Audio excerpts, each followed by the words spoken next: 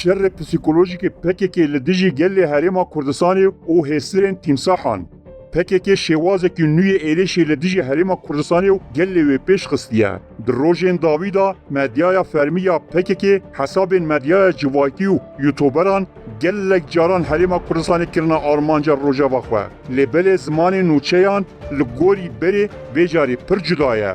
Medyaya PKK di destpêkê da nûçe bi ser navên wekî pêşmerge bi werin belavkirin weşandin. Wan li ser medyaya civakî wêneyekî wiha pêşkêş kir ku mirovên dibihîsin wiha bifikirin ku pêşmerge dê di nav heftiyekê da werin hilweşandin. Demekî piştî wê krîza aborî ya bi Iraqê re anî ziman û hewildan wiha nîşan bidin ku Herêma Kurdistanê hildiweşe. Wan heta hewil da hewayekî wiha biafirînin ku tombarak bê were û Herêma Kurdistanê di rojekê da wêran bike. Niha jî ew radigehînin ku artêşa Tirk rê li ber mirovan digire ku biçin gundên xwe. Wan îdia kir ku gundî birçîne, nikarin erdê xwe biçînin û erdên wan hatine dagirkirin. Ew nûçeyên xelkê devera heftanînê û deşta zê yên ku daxwaza çûna gundên xwe dikin ji xwe re kirin rojev.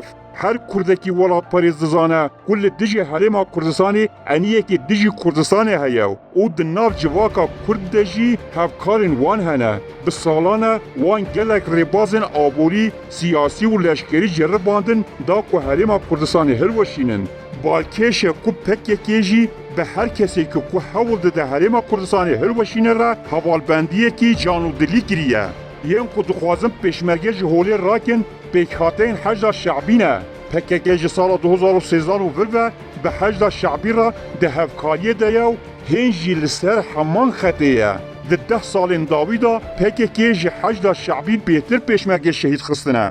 Ew Iraq e ku hewil dide çavkaniyên petrol û enerjiyê yên Kurdistanê bi dest bixe.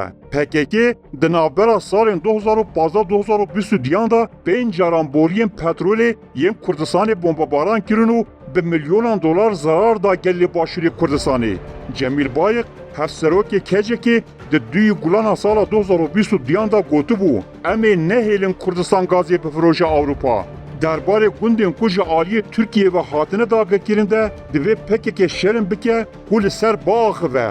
Ji ber ku dema Herêma Kurdistanê got wan deveran radestî me bikin, wan radestê artêşa Tirk nekin. Murat Qarayılan got ger pêşmerge nêzîkî me bibin evê bibe sedema şer û di nav çend rojan da wan heman cih beyî pevçûn radestî dewleta Tirkiye kirin. Ji ber vê yekê heke îro planek ji bo hilweşandina Herêma Kurdistanê hebe PKK ji demên berê ve beşekî serekeyê vê planê ye.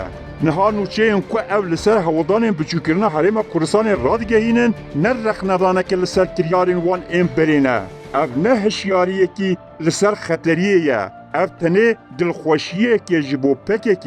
PKK bi rastî hêsirên tîmsaha dirijîne. Piştî ku li Rojava, li Bakur û li her derê winda kir, PKK niha ji ber şiyana Herêma Kurdistanê ya ku li hember hemû êrişan dikare bergiriyê bike pir aciz dibe. Şiyana Herêma Kurdistanê ya li hember her êrişekê windahiyên PKK tîne bîra wan. Xeta di navbera fikar û firsandê da pir zelal e. Dost birînan derman dikin.